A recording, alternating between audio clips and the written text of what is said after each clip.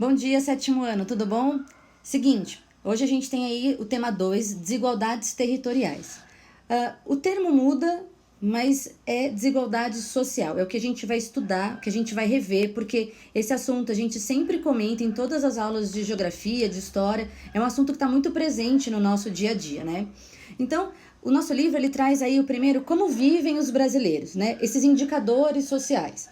O que é isso? O IBGE, que é o Instituto Brasileiro de Geografia e Estatística, ele tem alguns indicadores para analisar na população, para verificar se essa população tem melhorado na qualidade de vida, se tem mais acesso a saneamento básico, à saúde, à educação. E através desses indicadores sociais que a gente pode perceber se o nosso país tem se desenvolvido ou não.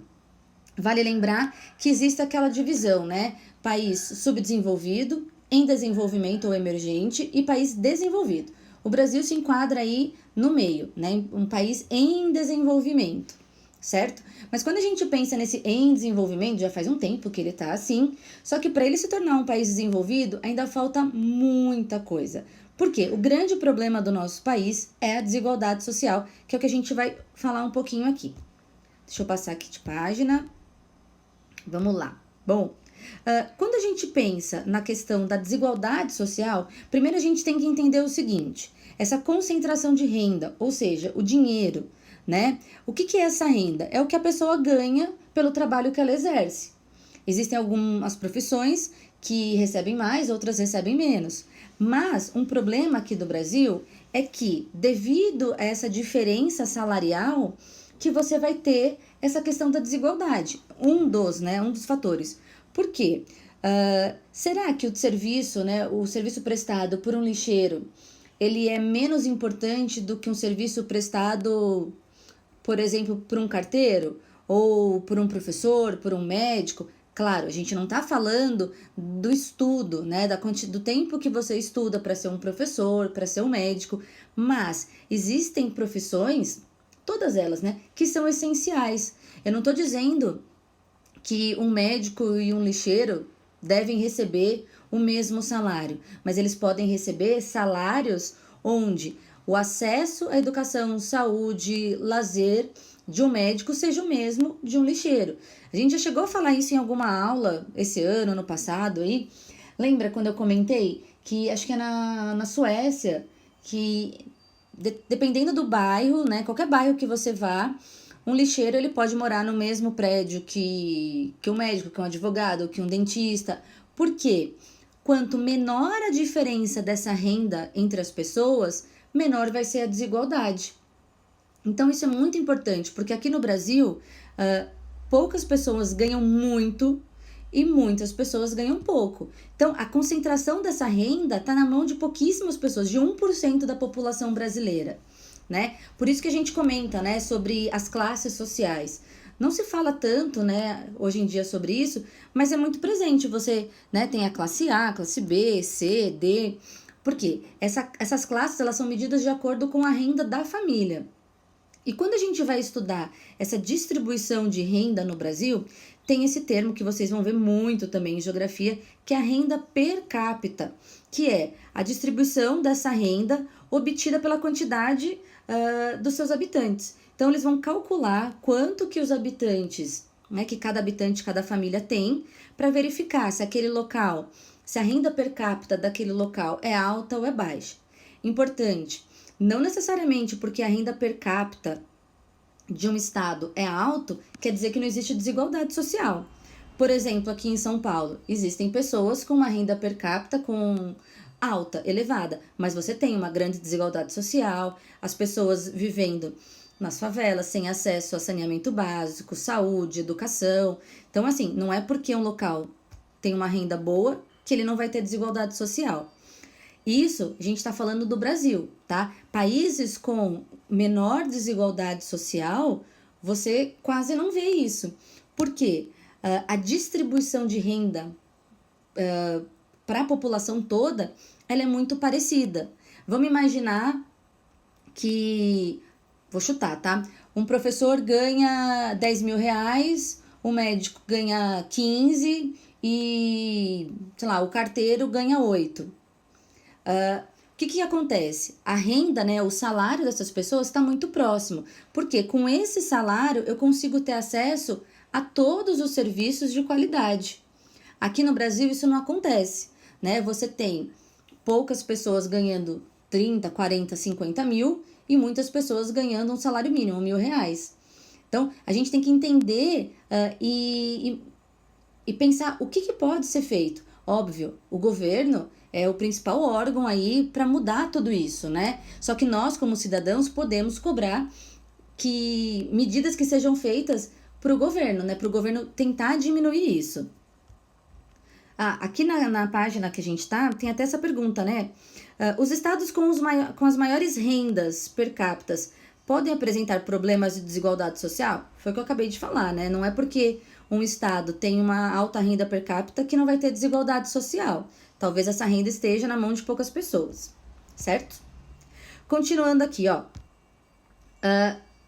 O principal fator, né, é que a gente vai falar da educação na outra página, que ela que vai desencadear também isso, né? Mas quando a gente pensa em desigualdade social, você tem a pobreza aqui no Brasil. Olha esses dados que o livro traz pra gente, que em 2007, 26,5% da população vivia em situação de pobreza. Lembra que eu falei das classes sociais? Classe A, B, C, D e E? A última classe, né, que a gente fala que é extrema pobreza, são pessoas que ganham menos de $5 por dia ou R$ 400 por mês. Às vezes você pode falar, nossa, mas R$ 400... Gente, pensem aí vocês, quando vocês vão ao mercado ou quando, sei lá, a gente vai ao McDonald's, 4 pessoas comendo no Mac já dá R$ 100, né? Se você for comprar um kit, tudo. Imagina uma família sobreviver, não é nem viver, né? Sobreviver com R$ 400, tendo que comprar comida, pagar aluguel, né? Então, assim, essa pobreza está muito presente no nosso país. Eu não sei se... Eu acho que já foi no livro de vocês que a gente viu aquela foto clássica. De um lado tem um prédio chiquetoso e do lado tem a favela, que mostra claramente a desigualdade social. O bairro do Morumbi aqui em São Paulo é assim, você tem os prédios de alto padrão e do lado tem a favela. Então, assim, quando a gente pensa nessa questão da pobreza, é importante você pensar, será que o governo tem feito o que realmente deveria fazer? Porque a gente também já comentou várias vezes, algumas pessoas acabam criticando, dizendo que quem mora na favela ou na comunidade é tudo preguiçoso, que não faz nada, tudo bandido. Não, a gente sabe que isso é uma minoria. A maior parte das pessoas que vivem nessas condições é porque elas não têm acesso, elas não têm oportunidade de melhorar de vida, né? Então, assim, quando eu penso uma pessoa que vive... Vamos até voltar agora na questão do coronavírus. Não sei se vocês têm visto a preocupação que os pesquisadores, os médicos têm quando esse vírus realmente chegar nessas áreas de vulnerabilidade. Por quê? Essas famílias não têm nem água na torneira para poder lavar a mão 20 segundinhos por dia. Então, será que... O que vai acontecer? Um dos problemas, um dos medos desses médicos é isso. Quando chegar nessas áreas mais pobres, o sistema de saúde público não vai dar conta, porque vai ser muita gente doente com pouco leito, né? Então, é muito maior do que a gente imagina, né? Começa a virar uma bola, né, de problemas. Uma coisa vai levando a outra. Imagina, né? O que adianta você falar para a pessoa lavar a mão se ela não tem água potável para ela beber? Então, isso é muito complicado, né? Então, quando a gente pensa na pobreza, não é só dizer, não, porque tem aquele bairro pobre, aquela pessoa não tem dinheiro. É tudo aquilo vai influenciar o sistema do país. Uma pessoa pobre que não tem acesso à educação, provavelmente ela não vai ter um emprego bacana, né? Ela vai ganhar pouco, se ela ganhar pouco, ela não consegue sustentar a família, ela não consegue melhorar o lugar onde ela vive, aí ela vai viver numa situação precária, sem saneamento básico, sem água potável, né? É uma reação em cadeia. Tudo bem até aqui, ó, que tem uma imagem, né, de uma área dessas. Deixa eu ver de onde que é. Em Pernambuco. Porque essa questão da pobreza, eu falei aqui de São Paulo, mas se a gente pegar por região, a região Nordeste é uma das regiões mais pobres do país, né? Porque o que acontece? Existe um descaso muito grande, né? O governo federal às vezes prefere investir em áreas onde já tem um desenvolvimento para mostrar o que está sendo feito, e áreas mais afastadas eles não investem. E aí eu volto lá. Para você diminuir a desigualdade, você precisa investir em educação. Mas é educação de qualidade para todo mundo. Não adianta falar, ah, não, porque lá no estado do Ceará existem os melhores índices educacionais das escolas públicas. Muito bacana, mas não é. O Brasil tem mais 25 estados. Então, você precisa ter essa educação de qualidade para todo mundo. Porque se todo mundo tem a mesma educação, a chance de você competir um com o outro vai ser igual, né? Claro, eu tô falando de modo geral, mas eu posso pensar na minha situação mesmo. Eu sempre estudei numa escola particular, e só o fato de eu ter estudado sempre numa escola particular, isso me fez sair na frente, né, na hora de procurar um emprego, né? De ter mais oportunidades de trabalho do que uma pessoa que não teve isso. Porque a educação é o que muda, é o que transforma um país. Os governantes dos países desenvolvidos dizem: um país que não investe em educação é um país fadado ao fracasso. Então a gente tem que pensar muito bem quando a gente fala nessa questão da desigualdade social. Hoje existem alguns programas muito interessantes que qualquer pessoa pode trabalhar como voluntário para ajudar uma comunidade, ou programas do governo de alguns partidos, porque aqui a gente não está falando de partido A, B, C ou D, a gente está falando no geral, né? E existem alguns programas onde há esse investimento maior na educação, porque aquilo, o Brasil é um país continental, ele é muito grande. E para você fazer essa mudança, tem que ser aos poucos. E tem que ser uma coisa contínua. Aí a gente volta nessa questão política, né? Entra um político, sai outro, entra um, sai outro. Aí o que entrou não quer dar continuidade ao trabalho do que saiu. E fica sempre picadinho. E quem sofre com tudo isso é a população. É a população mais vulnerável, que não tem acesso a uma educação de qualidade, ao que não tem acesso à saúde, né? Então, é importante a gente pensar, esse termo aqui que eu tinha esquecido, são políticas públicas, né? Quais políticas públicas que podem ser feitas para diminuir, né, essa desigualdade social e diminuir essa distância tão grande na questão da educação.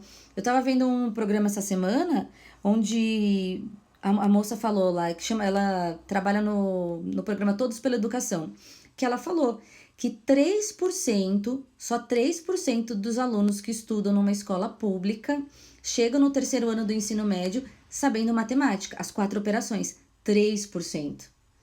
Imagina, tipo, mais, menos, vezes e dividir. Que uma coisa para vocês ganham de mim ainda, que vocês fazem de cabeça. Imagina. E a maior parte dos estudantes do Brasil estudam em escolas públicas. Então, o que de fato o governo tem que fazer? Essa é uma questão muito importante que a gente tem que discutir, e não é porque nós temos acesso a uma educação melhor que a gente deve ignorar, né, o que está acontecendo no país, né? Tipo, o que está acontecendo à minha volta? O que eu posso fazer para melhorar isso? Esse gráfico aqui, depois eu vou passar uma atividade, não esqueça, vocês vão terminar de assistir essa aula, aí vocês vão lá no fórum, eu vou colocar esse gráfico aqui e vou colocar uma questão para vocês responderem, certo? Então não esqueçam, terminou essa videoaula, vai lá no fórum para responder a questão que eu vou deixar lá, beleza? Continuando. Tururu. Aqui, muito bem. Esse termo, a gente já falou algumas vezes também, que é o IDH, que é o Índice de Desenvolvimento Humano. Esse IDH, ele é medido de 0 a 1. Quanto mais próximo de 1, melhor é. Por quê? Ele vai avaliar 3 itens: a renda, a educação e a saúde. Quando você analisa um país através desse IDH, e ele pega esses 3 itens básicos, você sabe se essa população ela está vivendo bem, se está vivendo melhor, o que falta, o que precisa melhorar. O Brasil tá aí, né, na média, no 7,5, né? Mas eu peguei aqui para vocês uma tabelinha acho que são 5 países com o melhor IDH do mundo. Então, quando eu penso no IDH, que é o Índice de Desenvolvimento Humano, eu vou analisar a renda, a educação e a saúde daquela população. Se esse índice for muito baixo, eu vou saber que a desigualdade é gigante. Se ele for muito alto, a desigualdade é menor, todo mundo tem mais acesso a todos os serviços básicos. Porque quando a gente pensa aqui no Brasil, né, serviços básicos, nem o básico as pessoas têm. Né? Isso é muito complicado. Quer ver? Eu vou entrar aqui para vocês. Deixa eu ver aqui, ó. Quer ver? Tem a tabelinha. Aqui a concentração de renda. Barará. Aqui.